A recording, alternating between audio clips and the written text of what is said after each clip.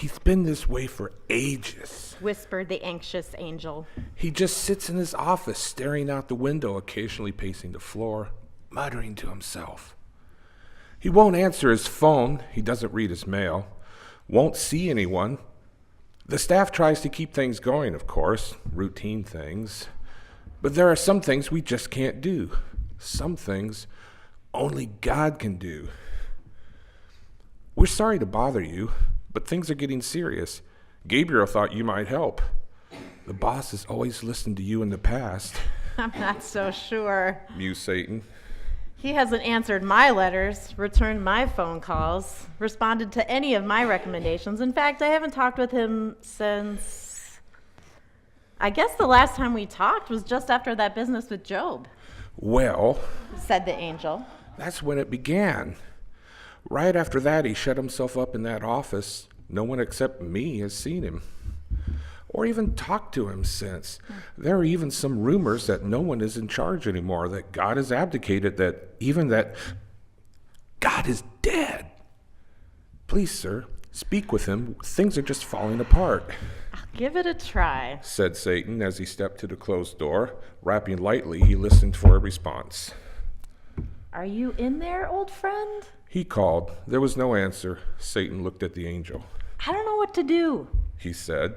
Please, sir, said the angel. It's an emergency. You've got to try. I guess you're right, said Lucifer.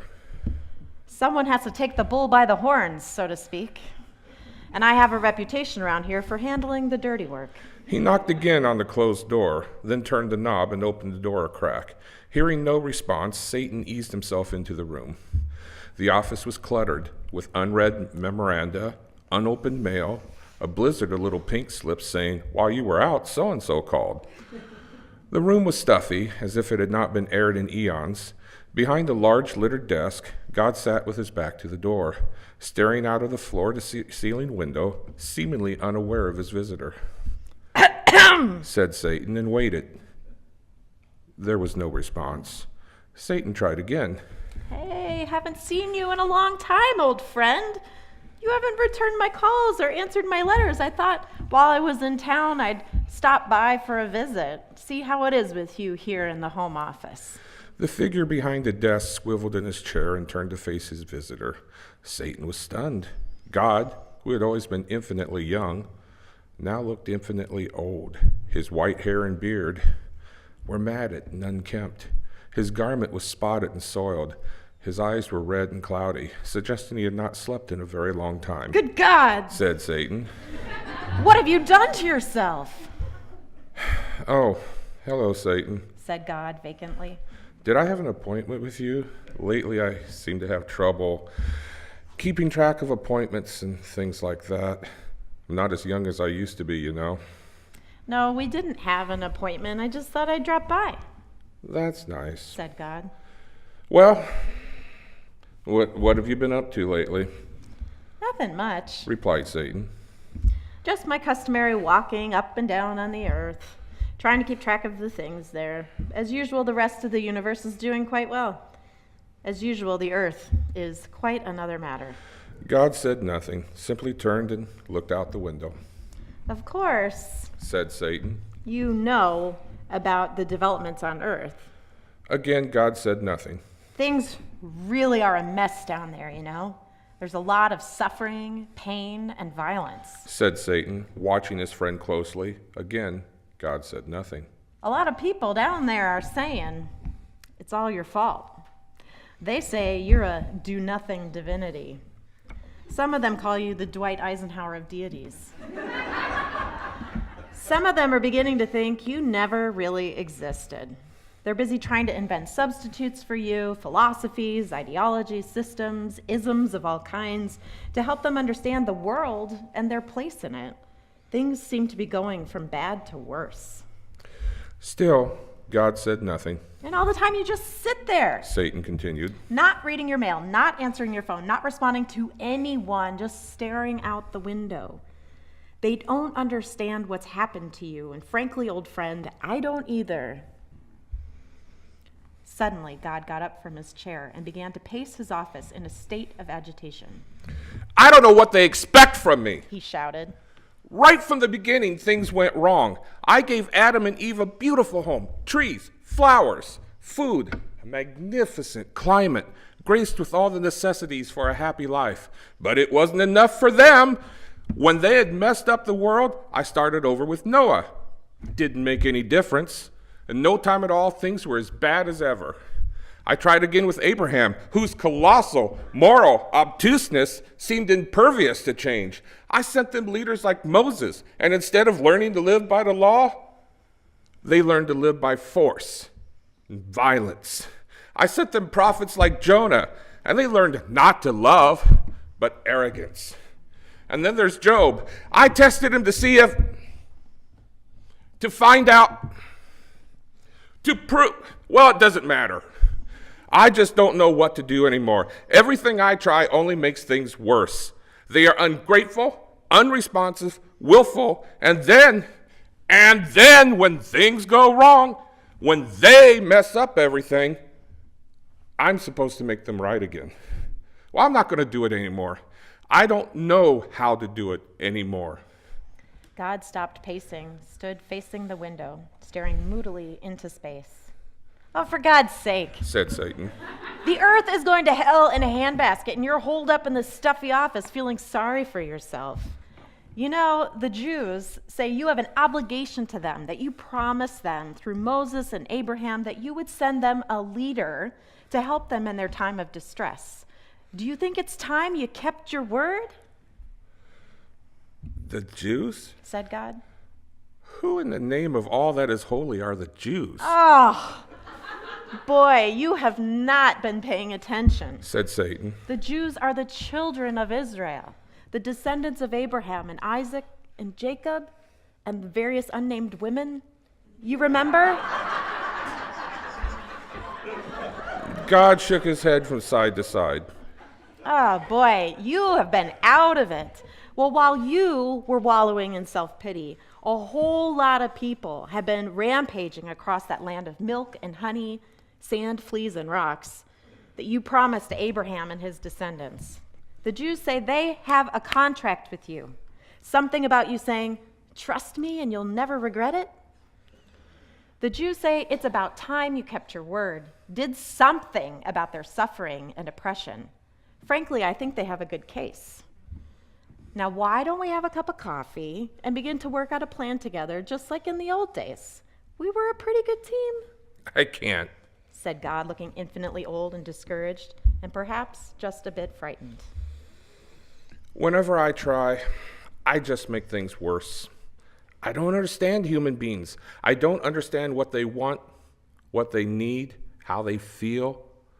I don't understand what it's like to be human. It's as if they know things I cannot possibly know, feel things I cannot possibly feel, understand things I cannot possibly understand. What kind of things? Asked Satan.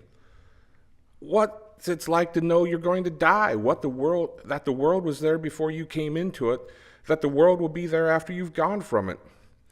What it's like to love someone or something and know that sooner or later it will die or change or go away.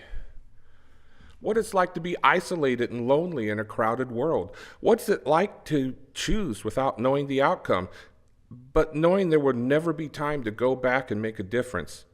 What it's like to know that every decision is for eternity and that nothing you can ever do will unmake bad choices. How can I help creatures I don't understand, creatures whose mode of existence gives them experiences, insights, understandings, and dilemmas forever denied me, precisely because they are human and I am not? No, Satan, my old friend, the earth has grown beyond my ability to understand, beyond my ability to control.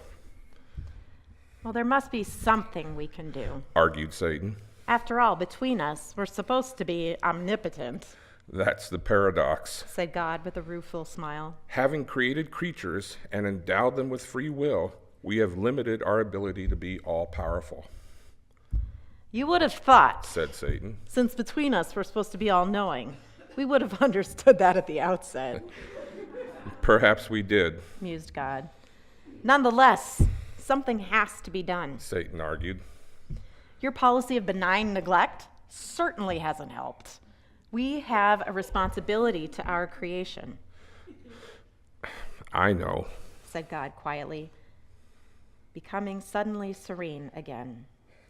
That's what I've been thinking about all this time.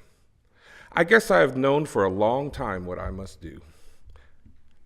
Thank you for this visit. As usual, our conversation has helped focus my thoughts. I know that only a radical response can offer any hope for the earth, for the children of earth. You have a plan, don't you? Asked Satan. I do now, said God. but I'm not sure you're going to like it. The only way I can be of any use to humanity is to become one of them. You mean make another visit to the planet like in the old days? Asked Satan. No, said God. I mean become one of them. Become human. Find out for myself what it's like to be born and know that I shall die. What it's like to be tempted and have to choose. Really choose what it's like to love and know everything I love is finite and perish.